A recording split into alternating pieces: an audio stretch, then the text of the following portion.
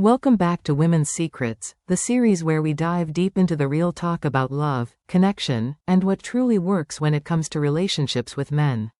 In episode 2, we're peeling back the layers on what men actually crave, but rarely say out loud. If you've ever found yourself wondering what makes a man stay, what builds emotional intimacy, or how to keep that spark alive without losing yourself, this episode is for you. No fluff, no filters, just the unspoken truths every woman should know. Let's talk about something every man dreams of: 5 irresistible qualities that make a woman truly magnetic. This isn't just a wish list, these are the traits that naturally draw men in and make them want to stay. A positive attitude. Let's start with something simple, but profoundly powerful: a positive attitude. It's not just a cute personality trait. It's a whole way of being that can completely transform how others experience you. When a woman walks into a room with light in her spirit, people notice. When she laughs easily, speaks with warmth, and looks at life through a lens of possibility rather than frustration, she becomes someone people want to be around. And men? They can't help but be drawn to her energy. See, positivity isn't just about being happy all the time. It's not about pretending everything's fine when it's not, or putting on a fake smile to impress someone. It's deeper than that. True positivity is rooted in emotional strength. It says, life isn't always easy, but I choose to show up with hope, with kindness, with an open heart. That kind of woman doesn't just attract a man's attention, she inspires his respect. Think about it. We all deal with stress, with disappointment, with people who let us down. But the woman who knows how to rise above, to process those emotions without letting them define her, to bring lightness to dark moments, that's the woman who feels like sunshine in human form. She becomes someone a man wants to protect, support, and keep close, not because she needs it, but because she makes his world better by simply being in it. There's something magnetic about emotional warmth. A woman who smiles sincerely, not just with her lips, but with her whole face, sends a message without saying a word. Life is beautiful. Let's enjoy it together. That's a woman worth chasing. A man doesn't just see her, he feels her. And in a world that's often heavy, chaotic, and cold, that's a rare and precious experience. Now, let's get real for a second. Positivity doesn't mean perfection. You don't have to be cheerful 24/7 or fake your way through pain. Authentic positivity is honest. It's being able to say, this is hard right now, but I believe I'll get through it. It's being able to vent when needed, but not live in complaint. It's choosing grace over cynicism, and humor over drama. And trust me, that choice makes all the difference. Men aren't looking for someone to fix them or carry their emotional baggage. But they are deeply attracted to women who lift their energy, who remind them of what's good and hopeful in the world. A woman with a light heart is like a breath of fresh air. She doesn't just make a man want to talk to her, she makes him want to stay. And here's a little secret: when you carry positive energy, you become more beautiful in every way. Your voice softens, your eyes shine brighter, your body language opens up. People feel your vibe before you even speak. It's not about how you look, it's about how you feel. And when you feel good, you glow. That glow is irresistible.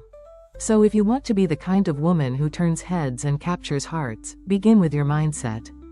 Wake up and look for something to be thankful for. Speak kindly, especially to yourself. Laugh as often as you can.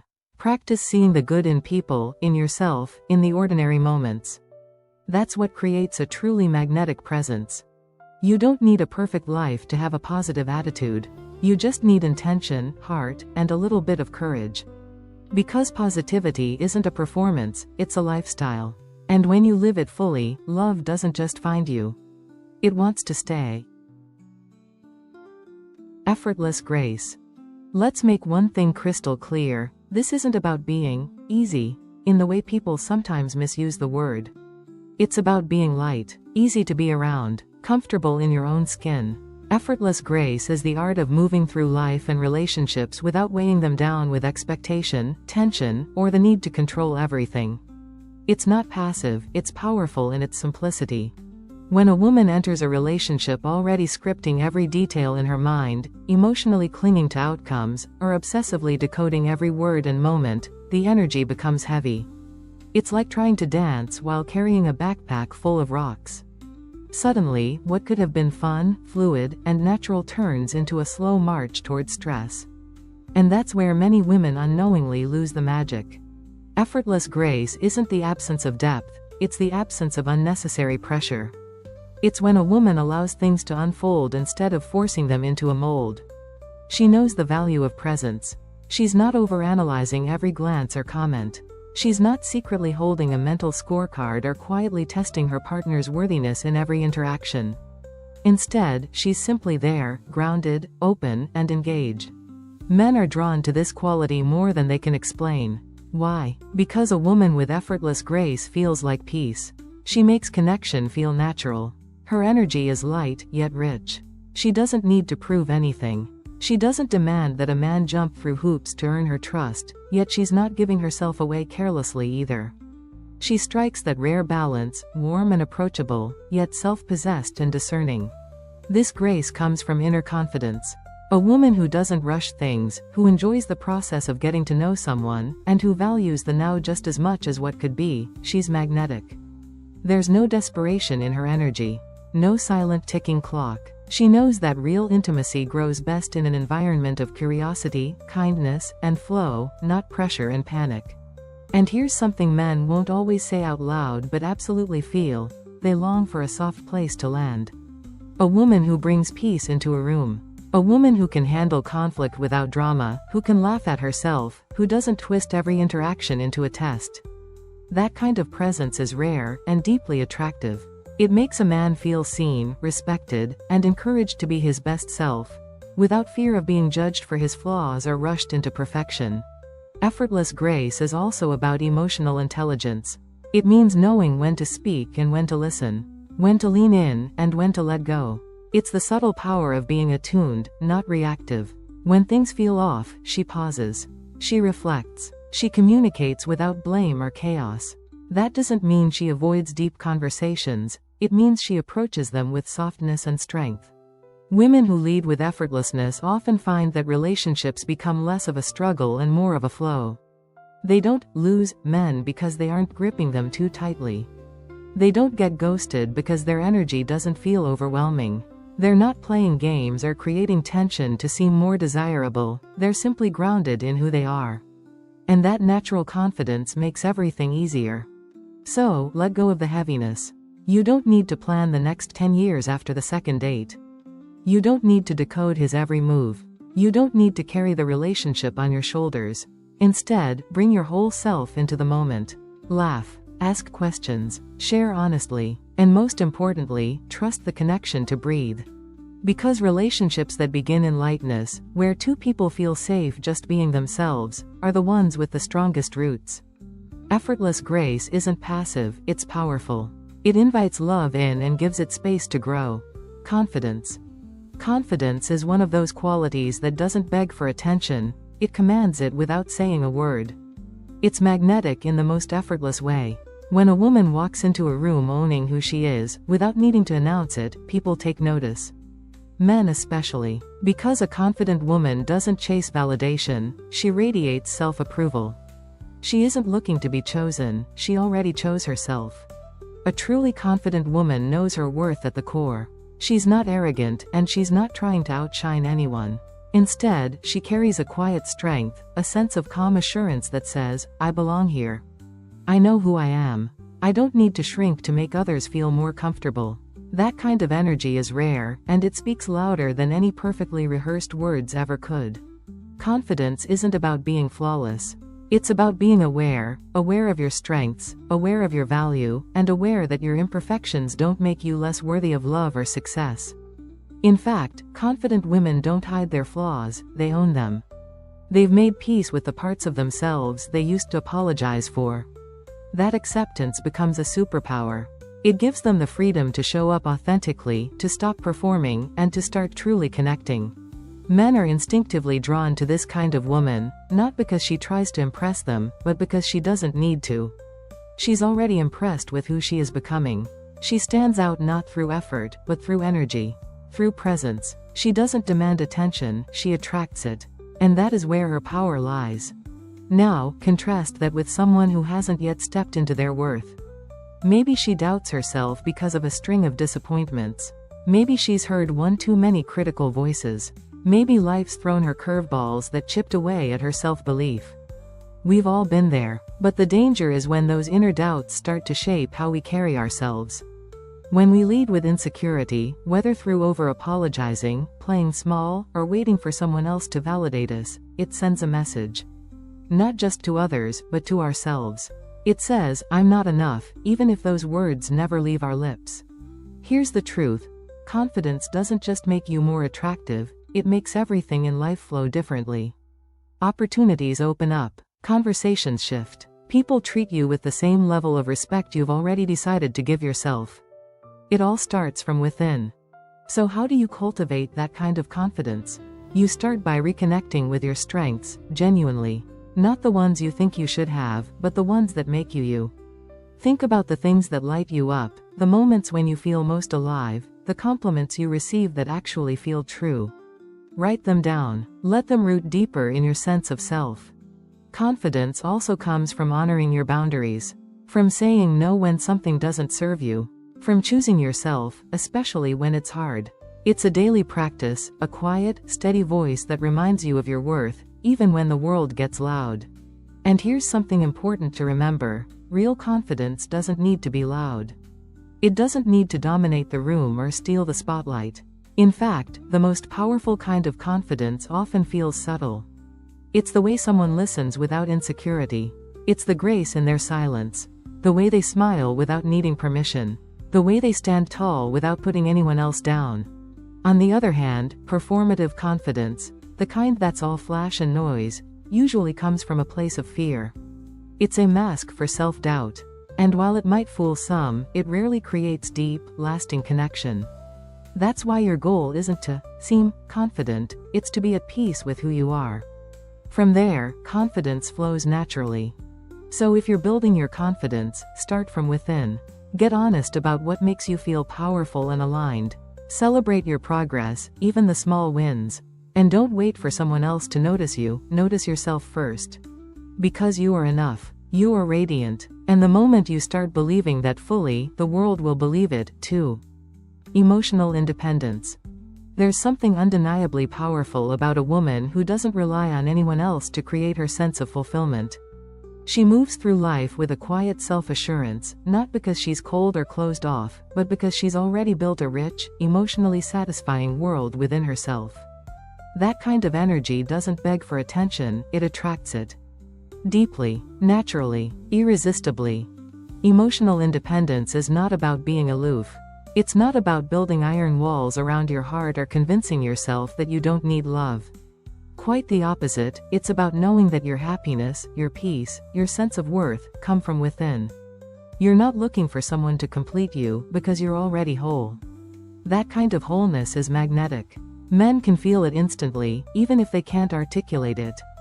It's the subtle difference between need and choice. And believe it or not, men are far more drawn to a woman who chooses them, not one who needs them to feel okay. Let's talk about a common trap many women unknowingly fall into.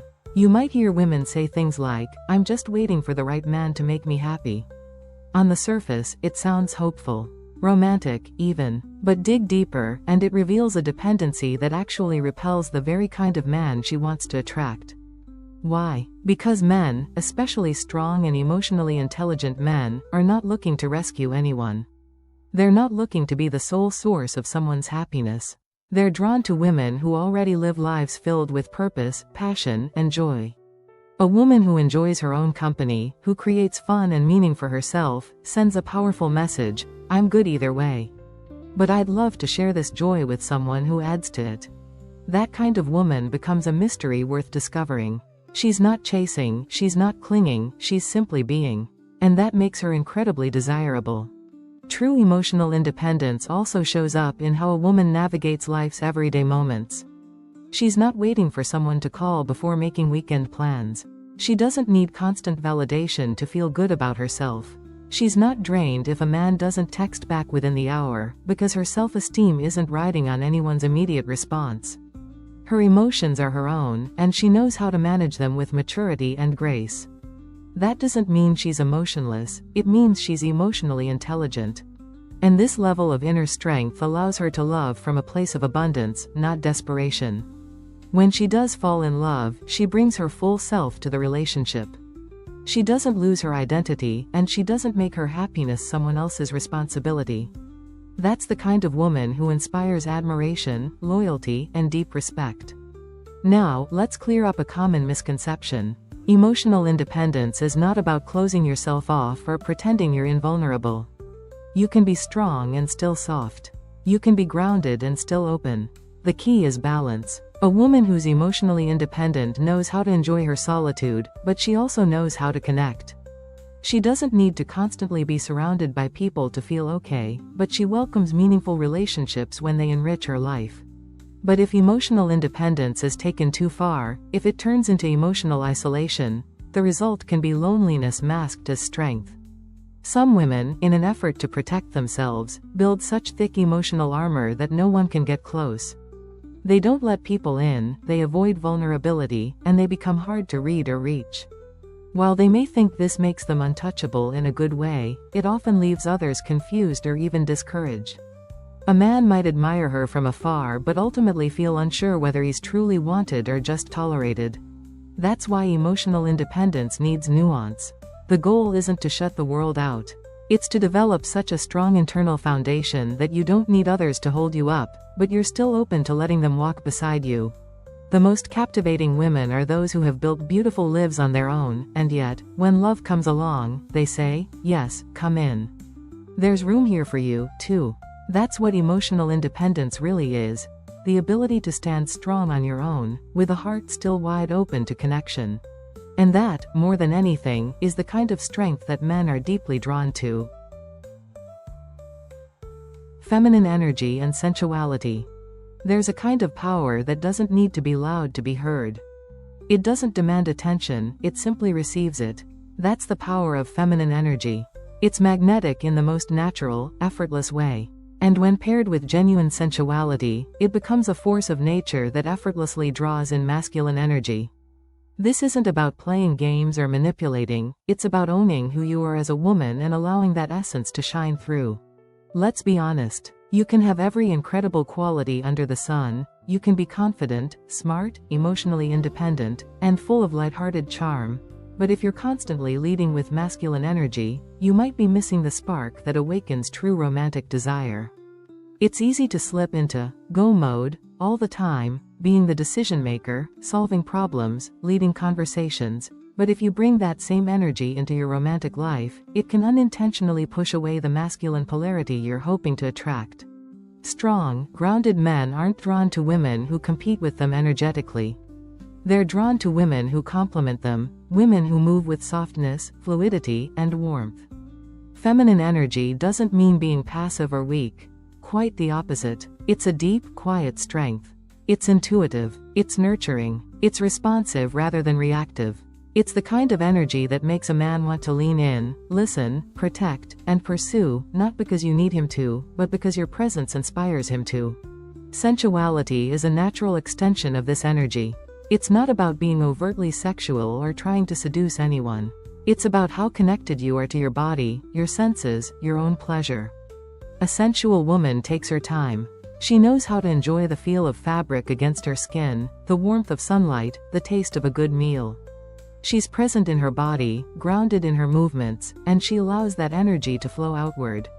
You don't need to flaunt anything. When a woman is truly in touch with her own sensuality, it radiates from her like heat from a flame. That's what men feel, even if they can't name it. It's not about how much skin you show or how flirtatious you are. It's the way you carry yourself. The way you listen with your eyes. The way you move, breathe, and feel. Feminine sensuality is a language of its own, and it speaks directly to the part of a man that craves beauty, softness, and emotional connection. But here's the beautiful part, it's something you can cultivate. You don't have to wait to feel ready or in the mood. You can start by simply coming back to your body. Stretch, move, dance. Wear things that make you feel beautiful, not for anyone else's approval, but because it brings you joy. Start noticing how you touch things, how you walk into a room, how you make eye contact. These little shifts bring you back to yourself. And when you're connected to yourself, others can feel it. Feminine energy and sensuality are invitations. They invite closeness. They say, "It's safe here. You're welcome here." They create a kind of emotional and energetic atmosphere where intimacy can grow, not just physical, but emotional, spiritual, and soulful. And when a man senses that, when he feels that open, alive energy in your presence, it lights something up in him. It reminds him of his own strength, his own masculinity, and it makes him want to show up as his best self. Remember, you don't have to try so hard. You don't need to prove your worth or force anything. Feminine energy is about being, not doing. It's about presence, receptivity, and emotional richness. And sensuality is simply the art of enjoying your experience, and allowing others to enjoy you, too. So, if you're looking to deepen your connection with a masculine man, a true partner, a grounded presence, start by coming home to your feminine self. Reconnect with your body. Embrace your softness. Lean into your own natural rhythms. You don't have to become someone else, you just have to allow more of your true self to shine through. Because the truth is, when you fully embody your feminine energy and live in tune with your sensuality, you don't need to chase love. Love comes looking for you. Ever wonder how to make a man think about you, even when you're not around? What if there were just 4 secret moves to settle into his mind and stay there, effortlessly? Today, I'm revealing the first 2, and trust me, once you master them, you'll stop chasing attention and start owning it. Let's get into it. Make him feel like a better man. Let's start with something no one ever tells you. Men aren't obsessed with women who constantly shower them with compliments or bend over backwards to please them. They become obsessed with women who make them feel more like themselves, but elevated. The kind of man they aspire to be, not just the man they already are. If you want to live in his head rent-free, you need to become the person who subtly yet powerfully unlocks that version of him. The version he secretly hopes is inside but maybe doesn't show the world often. And once you do that, oh, honey, you don't just become another girl in his life. You become the spark that sets off a full-blown identity shift. Why is that so powerful? Because when you help someone feel like a better version of who they are, you're not just attractive, you're transformational. And people never forget who made them feel that way. That's how emotional attachment forms. That's how obsession starts. It's not from grand gestures. It's from subtle emotional rewiring. So what does this look like in practice? Let's say he's talking about a dream or goal, maybe he's working on a side hustle, or thinking about switching careers. Most women either nod politely or give generic encouragement. But you look at him and say, "You know, I can totally see you leading your own team. You have that quiet confidence people trust." Boom. In that moment, something inside him wakes up. Or maybe he's just making you laugh, being playful. Instead of just giggling and moving on, you pause and say, "You have this way of making everything more fun." I love that energy. It's simple, it's honest, but it sticks. The key is, you're not feeding his ego, you're feeding his evolution. You're gently showing him that he's more capable, more interesting, more magnetic than even he realized. And you're doing it without being obvious, without being manipulative, and without turning yourself into a pick-me girl. And here's where it gets even more important. This feeling you give him, this internal shift, becomes addictive. Because we, as humans, are drawn to anything that helps us expand. And once he associates that feeling with you, you don't even have to be around. He'll be thinking about you in the car, in a meeting, late at night. Why? Because he wants that feeling again. And you're the source of it. But here's the twist. This isn't just about lifting him up once or twice. It's about being consistently tuned into his strengths, his hidden talents, the things that make him come alive, and reflecting those things back to him without ever being performative. You don't need to tell him he's amazing every 5 minutes. You just need to create moments, intentional, thoughtful moments, where he feels seen in a way that empowers him. Moments that help him say to himself, "I like who I am with her." That right there is the secret to lasting chemistry. Let me be crystal clear. You are not his coach, his therapist, or his motivational speaker. You're not trying to fix him. You're just giving him space to be his boldest, most confident self, and enjoying that version of him when it shows up. And when he starts seeing himself as more attractive, more respected, more valuable because of the way you interact with him, That's when he starts replaying your conversations in his head. That's when he starts missing your energy. That's when he starts imagining a future, not just with a woman, but with you. He's not thinking about the girl who texted him nonstop, or the one who played games. He's thinking about the woman who helped him feel like a man, not just any man, but the kind of man he always wanted to become. And that woman? She's unforgettable. Master the magnetic gaze. Let's talk about the silent, secret language that most women completely overlook: your eyes. These aren't just features on your face, they're a direct portal to emotional intimacy. And when used right, they don't just attract, they ignite something deeper in a man. Something primal, emotional, and completely unforgettable. Here's the truth: deep eye contact isn't just sexy, it's psychological. Studies have shown that couples who hold prolonged eye contact early on are significantly more likely to bond emotionally. Why? Because eye contact creates a moment of presence. A feeling of, it's just you and me right now, and nothing else matters. That's the kind of connection people remember. Now let's be real, maintaining eye contact can feel vulnerable. Intense, even. That's exactly why it works.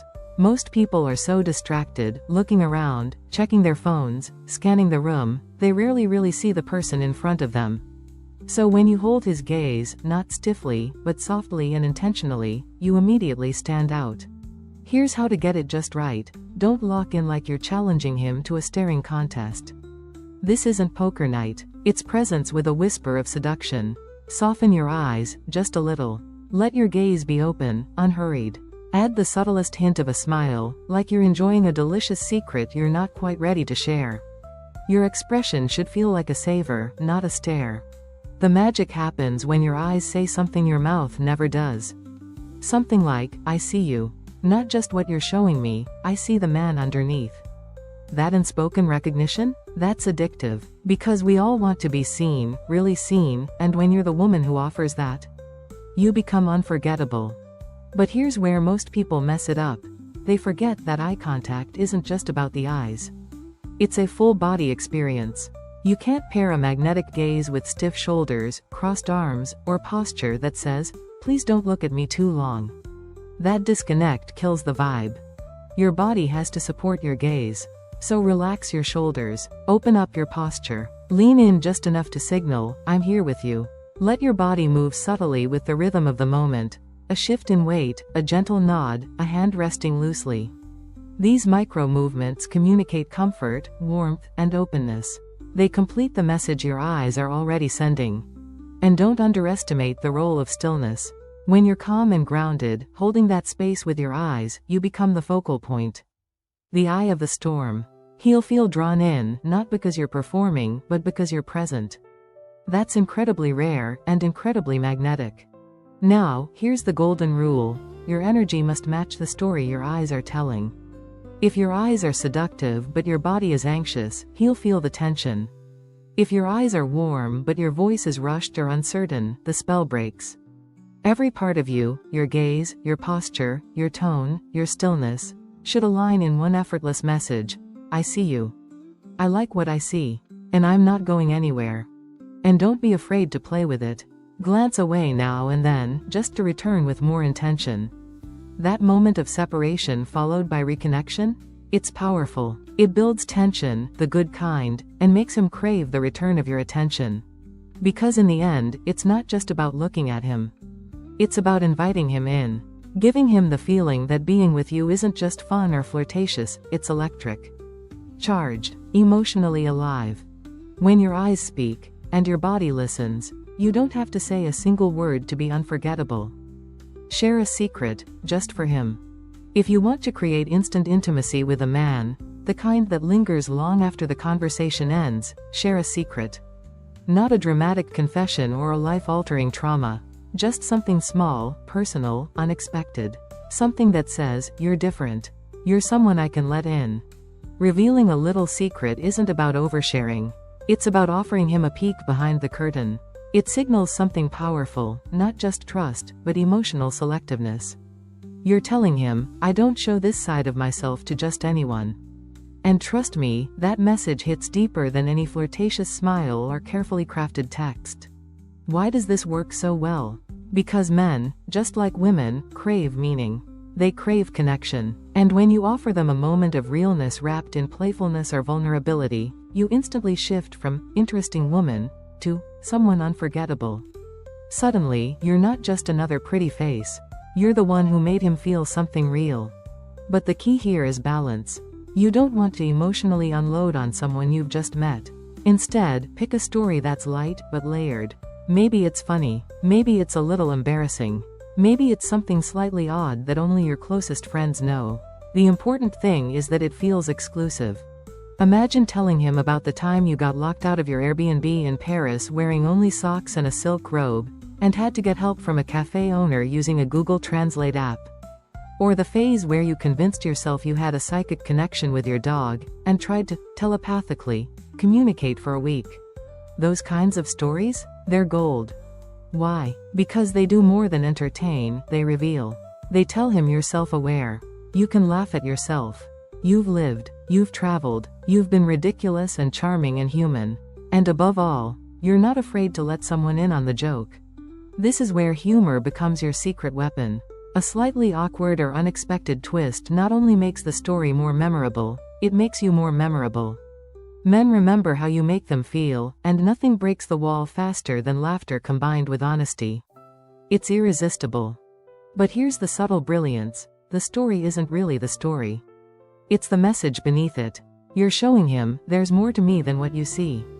I've got layers, stories, hidden corners, and he'll want to explore all of them. And don't underestimate the power of delivery. Lower your voice just a touch. Lean in, add a conspiratorial smile, like you're letting him in on something no one else knows. This doesn't just create a moment.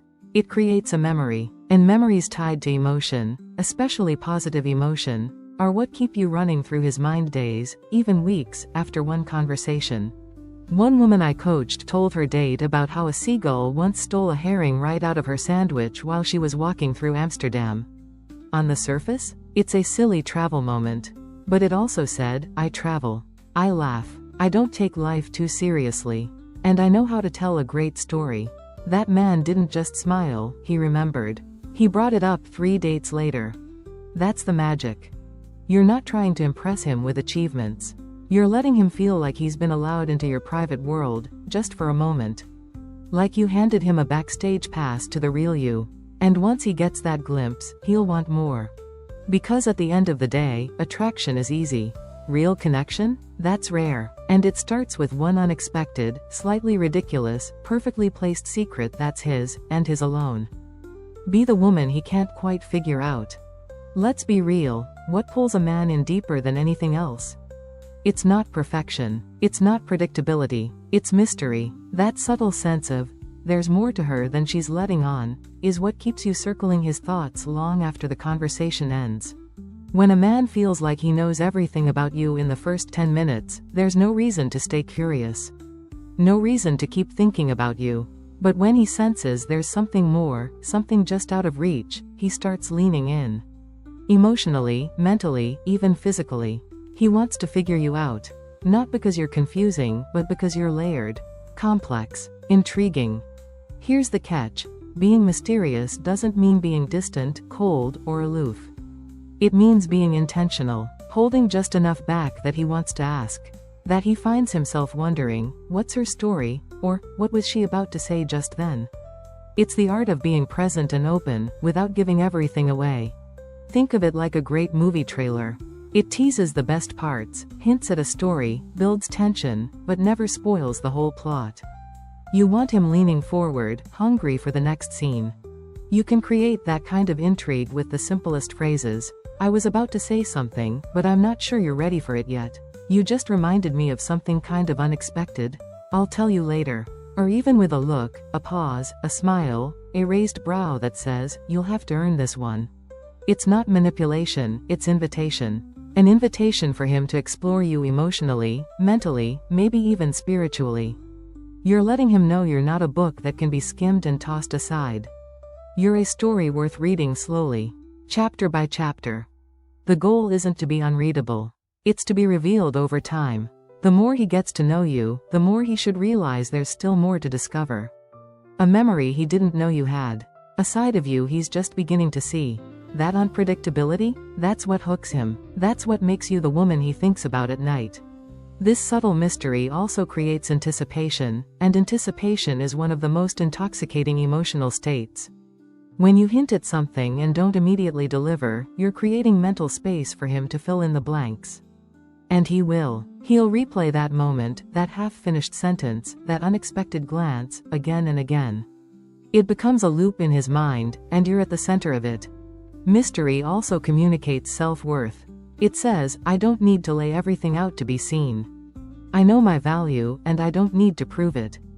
That kind of confidence isn't just rare, it's irresistible. So here's your mantra: suggest, don't show. Tease, don't tell. Let him feel like he's discovering a woman who reveals herself not all at once, but layer by beautiful layer. Because once a man realizes he can't fully figure you out, he won't want to stop trying. These aren't just tricks. They're emotional anchors, the kind that plant you in his mind long after the conversation ends. If this resonated with you, give the video a like and don't forget to check out the free video course, The Formula for a Happy Marriage, linked below. It's full of powerful tools that go way deeper into the art of emotional attraction and soulful connection. Subscribe, hit that bell, and get ready, because the next chapter of your story is about to begin. Have you ever met a guy who seemed like everything you were waiting for, charming, attentive, maybe even a little too good to be true? You felt butterflies, your heart raced, and suddenly, you were imagining a future together. Conversations flowed easily, he texted often, and for a moment, it felt like real connection was on the horizon. But deep down, something didn't sit right. You couldn't shake the feeling that you cared more than he did. Maybe it was subtle, a tone, a pause, a look that didn't match the words. Maybe you've been trying to rationalize it, blaming overthinking or calling it just a phase. But trust me, you don't need tarot cards or tea leaves to figure out a man's true intentions. You just need to listen, really listen, to what he says. Because the truth is, some phrases are loud red flags disguised as casual comments. And once you hear them, it's not just a hint to pause and reflect, it's your signal to run. Let's break down 5 things a man might say that quietly or not so quietly scream, "You're not important to me." Insults, even subtle ones. It starts with a joke. Maybe you're laughing too, unsure if it's even funny or if you're just trying to keep the peace. He says something like, "Wow, didn't expect you to understand that. Guess I underestimated you." It sounds like a compliment until you realize what it's wrapped in: condescension. These comments are sugar-coated put-downs, clever enough to pass as humor but sharp enough to leave a mark. And the more they happen, the more normalized they become. Before you know it, your self-esteem has slowly eroded under a constant drizzle of low-grade insults disguised as jokes. Here's the thing: when someone truly respects you, they don't need to remind you, even subtly, that they think they're smarter, more capable, or more in control. They lift you up, not laugh at your expense. If he's mocking your opinions, smirking at your efforts, or turning your insecurities into punchlines, that's not flirting, it's emotional erosion. Don't confuse sarcasm with connection. If you constantly feel like you're being tested or belittled, that's not love. That's a warning sign. And let's talk about how this type of insult always gives him the upper hand. When you call him out, he gets to play the victim: "You're so sensitive," or "It was just a joke." He flips the narrative, so now you're not only hurt, but also defensive and apologizing for how you feel. See how that works? This isn't about teasing or playfulness. It's a way to assert control and chip away at your confidence, little by little. And the longer you let it slide, the more he'll test the limits. Because if he can insult you and still have you stay, that's all the permission he needs to keep going. Don't give it to him. Now, here's the second one: mockery. Mockery isn't just about a few rude jokes, it's a calculated form of disrespect that masks itself as playfulness. It's when your partner turns your quirks, habits, or even vulnerabilities into material for his amusement. And while he might be smirking, what you feel inside is shame. Maybe he says something like, "Oh, don't let her near the stove again. Remember what happened last time?" and laughs while everyone else chuckles uncomfortably. Or worse, they laugh because they think you're in on the joke. But you're not. You're standing there, pretending to be fine, while something inside you slowly crumbles. What makes mockery so painful is that it often starts small, easy to overlook. A dig here, a smirk there. Maybe he rolls his eyes when you talk about something you're passionate about. Maybe he mimics your laugh or repeats something you said in a weird voice, turning your words into a performance. At first, you tell yourself not to overreact. But over time, these small cuts add up. Your confidence takes a hit. You start speaking less, second-guessing yourself more, shrinking bit by bit so you don't become his next punchline. And let's be honest, mockery in public stings in a way private insults don't. If he's comfortable making fun of you in front of friends or strangers, he's showing the world how little he values your dignity. You become the girlfriend he jokes about, not the woman he respects. Think about that. A man who truly loves you won't entertain others at your expense. He won't sacrifice your feelings for a cheap laugh or a moment of spotlight. So when mockery becomes a pattern, not a one-off, it's not just immature behavior. It's emotional neglect disguised as humor, and you deserve so much better than being the setup to his punchline. Let's talk about a type of behavior that cuts deeper than silence or neglect: humiliation. Humiliation is one of the most insidious forms of emotional abuse because it doesn't always start with shouting or name-calling. Sometimes, it begins with a calm, cold sentence that slices through your confidence like a knife. Know your place. Just 5 words, but they carry the weight of control, superiority, and deep-rooted contempt. It's not just about putting you down in the moment. It's about establishing a hierarchy where he stands tall and you're expected to shrink.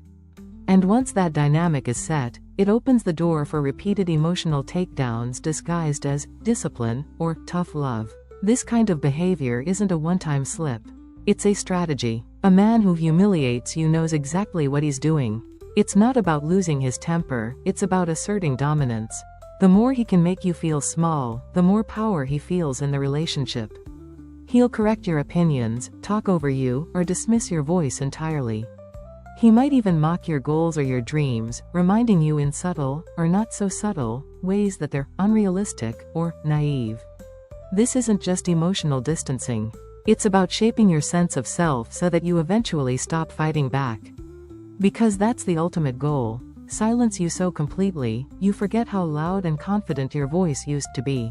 And the manipulation doesn't stop there.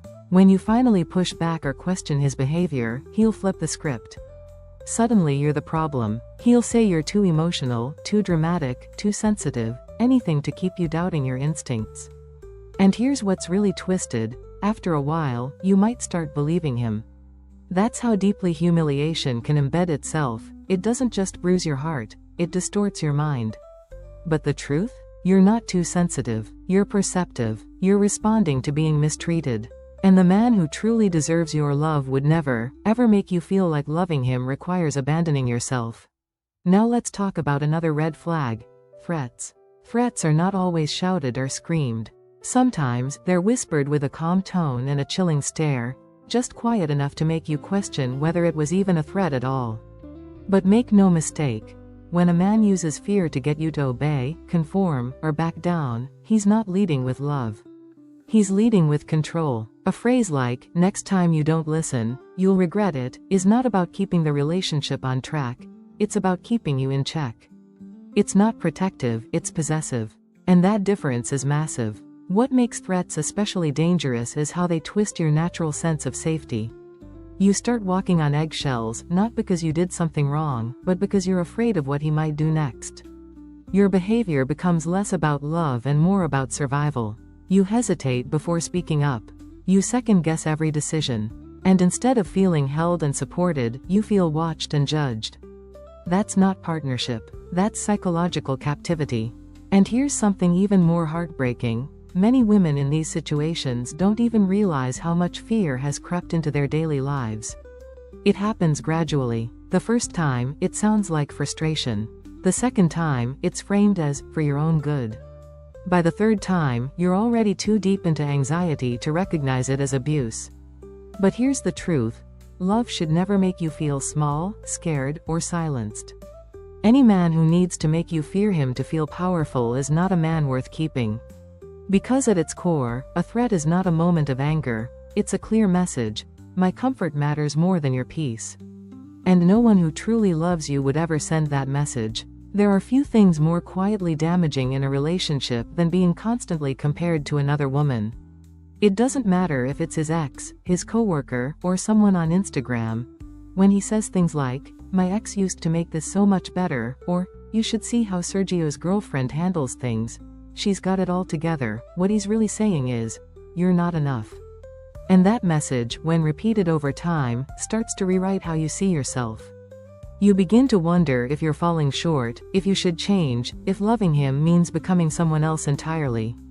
But here's the truth, you don't need to compete to be worthy. Especially not in your own relationship. Comparisons.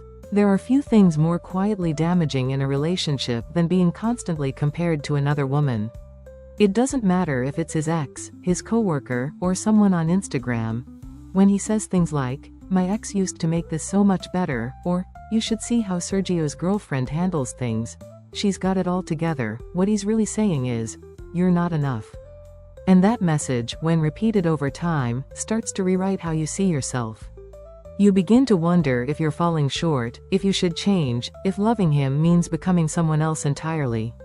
But here's the truth, you don't need to compete to be worthy. Especially not in your own relationship. Comparison is a manipulation tactic dressed up as an offhand comment. It's designed to keep you reaching, striving to meet some ideal that's always just out of reach. Because once you start chasing approval, you stop standing in your power. You start editing yourself, cooking meals to match his exes, dressing like the girl he pointed out at the restaurant, thinking maybe, just maybe, if you could be more like her, he'd finally treat you the way you deserve. But he won't, because that's not the goal. The goal isn't improvement, the goal is control. And here's the cruelest part, it's never really about those women. It's about keeping you insecure enough to stay. A man who constantly compares you to others doesn't want a partner, he wants a mirror that reflects his ego. One that makes him feel superior, admired, powerful. If he truly valued you, he'd focus on what makes you unique, your laugh, your heart, your weird little habits that no one else has. He'd make you feel like you're the prize, not a consolation. So if you find yourself stuck in a constant competition you never signed up for, remember this. The problem isn't that you're not measuring up. The problem is that he's too blind to see your worth without a side-by-side. And that's not love, that's emotional sabotage. And now, a bonus for the ladies who are really paying attention, the sixth red flag, blame. Blame is a slow poison in a relationship, and the worst part is, it often wears a mask of logic.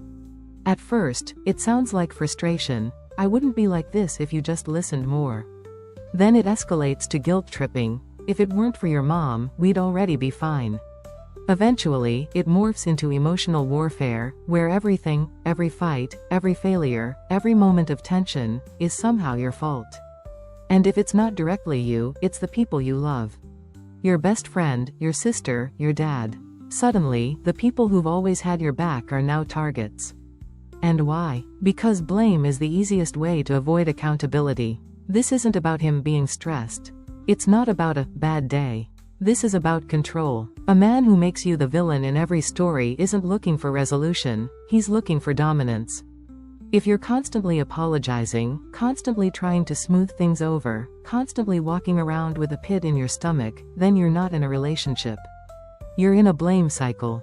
One where your voice is ignored, your boundaries are pushed, and your needs are always the real problem. And here's the most manipulative twist. He'll convince you that you should be grateful he's putting up with you. Blame doesn't just make you feel small, it isolates you. Because when someone attacks the people you love, it becomes harder to turn to them for help. You start second-guessing your support system. You begin to feel alone in the relationship, even when you're right there next to him.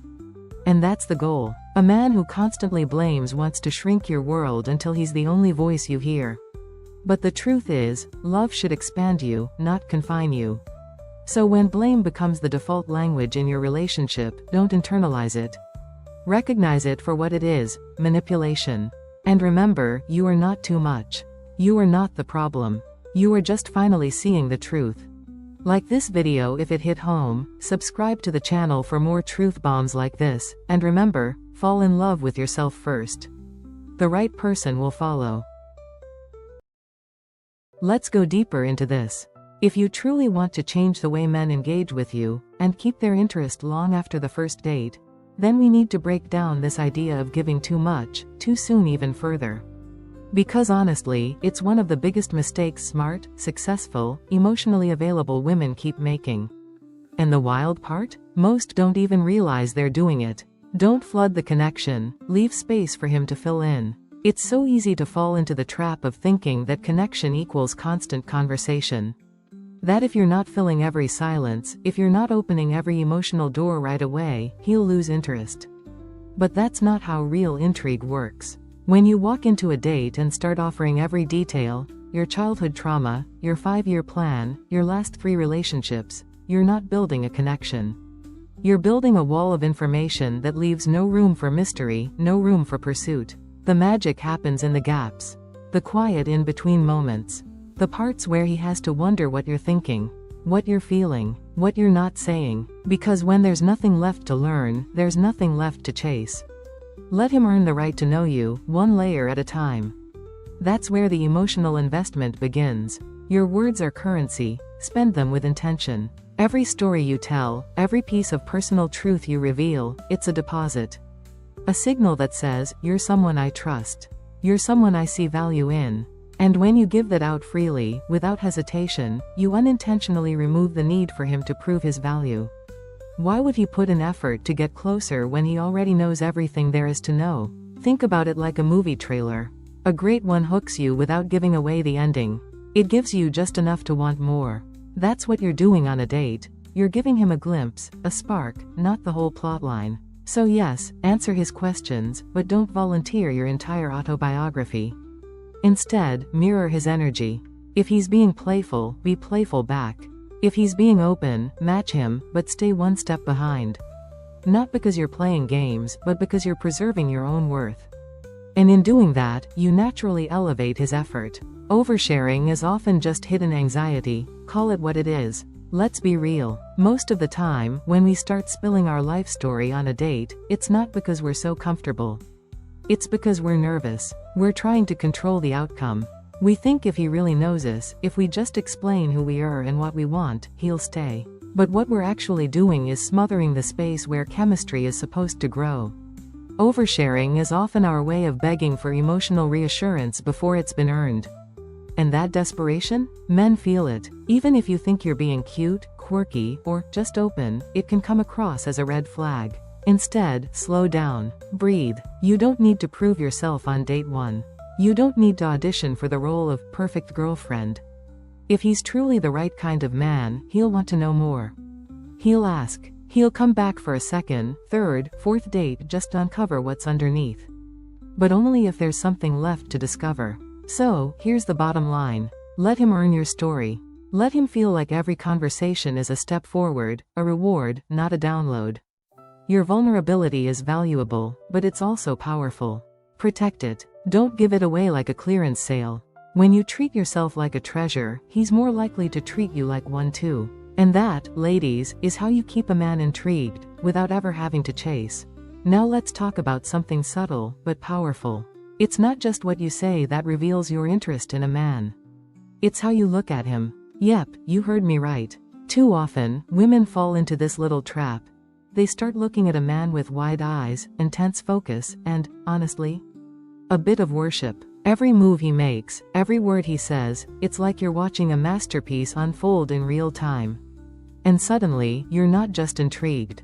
You're hooked. But here's the catch. That stare, that gaze that follows his every twitch like he's the only man on earth, it gives you away, completely. It screams, I already chose you, before he's even tried to win you over. And you don't even realize it. Let me paint a picture. Imagine you're at a dinner party. You're sitting at a beautifully set table, everyone's chatting, the food smells amazing. And then, from under the table, you feel it, that little stare. A small dog, sitting perfectly still, watching you eat.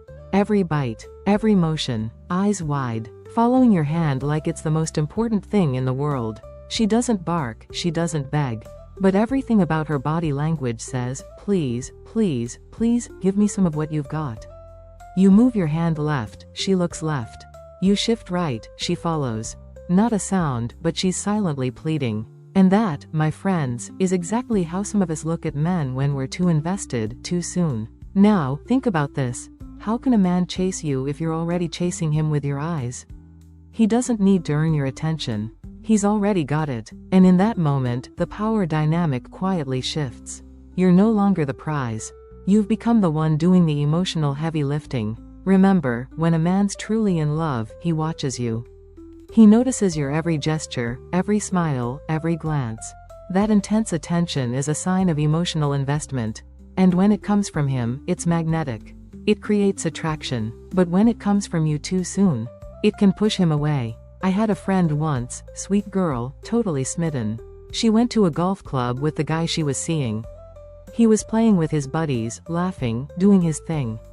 And she? She wasn't playing. She was staring, watching his every move like a love-struck hawk.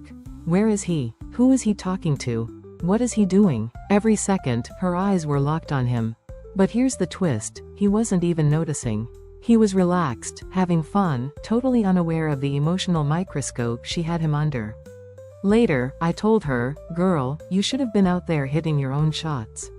Owning your space, living your moment, not glued to him like you were about to audition for The Bachelor, Caddy edition. So here's my second big piece of advice, make a man earn your gaze. Don't just give it away like a free sample. If you stare too hard, too long, it shows you're already emotionally invested. That you're already halfway in love. And if he's not there yet, that imbalance is dangerous. Finally, ladies, stop being the desperate girl and start being the desirable woman. You don't need to beg for attention. You just need to know your worth. Real love? It grows when a man feels that winning your heart makes him a better man. When he feels excited, challenged, inspired by the process of getting close to you. You don't need to force it. You just need to let him work for it. So become that woman, the one who's not just beautiful, but intriguing. The one who draws him in not by trying harder, but by being centered, elegant, and just a little mysterious. I'd love to hear your thoughts in the comments. If this message resonated with you, hit that like button, it lets me know I'm speaking your language. And if you're ready for more, join one of my weekly seminars or drop by my matchmaking agency.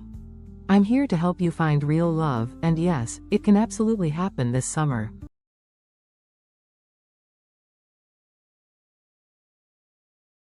There are 3 unspoken laws of relationships, and chances are, you're breaking them without even realizing it. These laws aren't written in any handbook, but they're the invisible rules that shape our love lives.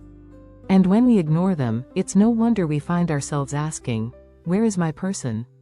Why am I still alone? Why can't I seem to find real, lasting love? Let's dive into the first one, and I promise, it's a game changer. Law number 1. Stop fortune telling your love life. You know the feeling. You meet a guy, sparks fly, and the second you get home, you're already texting your bestie, girl, he might be the one. Then you're online, deep diving into his Instagram, checking his Facebook, maybe even Googling his name to see if he has a LinkedIn. Sound familiar? Here's the truth.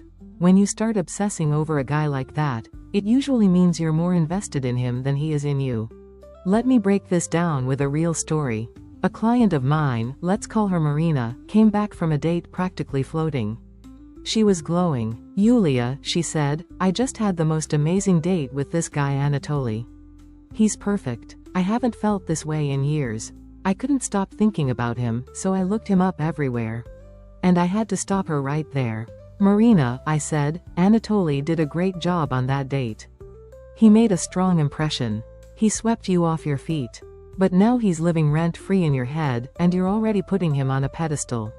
Here's the danger in that. When a man captures your emotions this deeply, this fast, he's already holding more power in the dynamic. You're not just interested, you're hooked. You're rearranging your thoughts around him. You're checking his social media. You're asking your coach to read his energy through a photo. You're even considering asking your friend Noreen to read the coffee grounds to find out if he's the one. Ladies, let me give it to you straight. In every relationship, someone always loves just a little bit more. And if you want to build a happy, balanced, long-term connection, it's better, yes, better, if the man is the one who's a little more into you. He should be the one chasing. He should be the one trying to win your heart. Because guess what? He's the one who's going to propose. He's the one who's going to offer commitment. You can't just show up with a lasso saying, "Please, Sergey, pick me," or, "Anatoly, I think you're amazing, why don't you love me back?" That's not how this works. A man needs to earn your affection. He needs to work for your feelings. And no, feelings are not handed out on credit. You don't give your heart away just because someone smiled at you and paid for dinner. So the moment you come home from a date and feel the urge to figure him out, or look for signs from the universe, that's your cue. You've already gone too far. You're carrying his potential love for you like a baby bump, imagining a future he hasn't even offered you yet. And that, right there, is the first big mistake. The second unspoken law of love? You never, ever discuss your romantic life with anyone else. Not your best friend, not your mom, not your sister, your coworker, or your dog walker. No one. But let's be real, why do we do it? Why do we need to talk about him the second things feel magical? It's simple. A charming, intriguing man enters your life and suddenly your mind is bursting with thoughts of him. You're excited. Your heart is racing. You want to share it with someone, to spill the joy you're carrying. So what do? You turn to your coworker. "Masha, you gush, I met the most amazing man last night." And boom, you've already cracked the seal on something that was never meant to be open to the outside world. Ladies, if you've ever seen my communication model, you know it's built on 4 pillars. One is social communication. Another is communication with a man. But here's the critical point. When it comes to romantic matters, the only people in that conversation should be you and him. That's it. There is no third person. Not emotionally, not spiritually, and definitely not physically. To make it crystal clear, imagine your bedroom.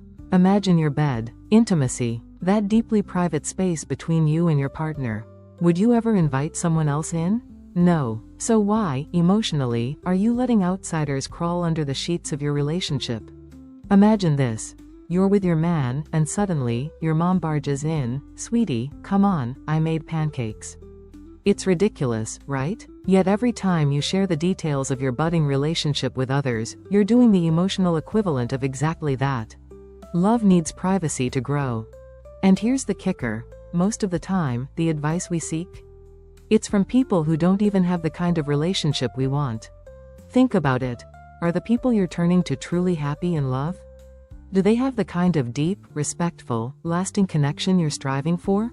Statistically speaking, probably not. The divorce rate speaks volumes, and very few people out there are in truly happy, healthy relationships. So ask yourself, why am I asking for directions to a place they've never been? It's cheaper and easier, emotionally, to ask a friend. It feels comforting, but you'll pay a high price when your relationship starts unraveling because of conflicting advice, mixed messages, and emotional interference. The man you're with might start to pull away. He won't understand why things suddenly feel off. You might seem distant, or strangely reactive. Why? Because you're processing his every move through someone else's lens, and it's distorting the connection you're trying to build. So what's the solution? Talk to experts. Only experts. A true relationship coach doesn't care about liking you. They're not your girlfriend, your mom, or his buddy. An expert cares about the relationship. They stand for both of you, objectively. They'll tell you when you need to grow. And they'll tell you when he's off track. Their only job is to protect the bond you're building and help it thrive. So my dear girls, you have 2 options. You either get professional support, follow that guidance, and build strong, mature, emotionally intelligent relationships. Or you gossip, overshare, and slowly, unknowingly, dismantle the very love you're trying to grow. The choice is yours. Let's get brutally honest here. Are you building your dream life, or just donating your energy to someone else's? Because the third unspoken law of love is simple, but wildly powerful. Where you invest your energy is exactly where your results will grow. And if your energy is leaking into the wrong places, you'll feel it, not just emotionally, but in your love life, your confidence, and your outcomes. Let me walk you through a real story that explains it perfectly. A woman once came to one of my webinars and, halfway through, she raised her virtual hand and said something like, "Yulia, all this sounds great. You're talking about worthy, self-actualized, high-quality men. But come on, there aren't enough of those to go around.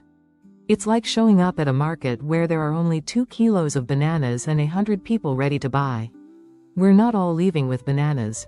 And I had to pause and say, hold on, what era is that mindset even from?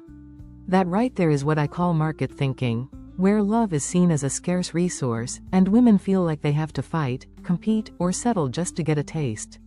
But the women who get results, the women who actually create aligned, fulfilling relationships, they walk into the room with a very different attitude. They don't care how many bananas are on the table. They've decided, I'm working on myself. I'm leveling up. I'm creating the version of me who naturally attracts the kind of man I want. These women aren't shopping for love, they're becoming magnetic to it.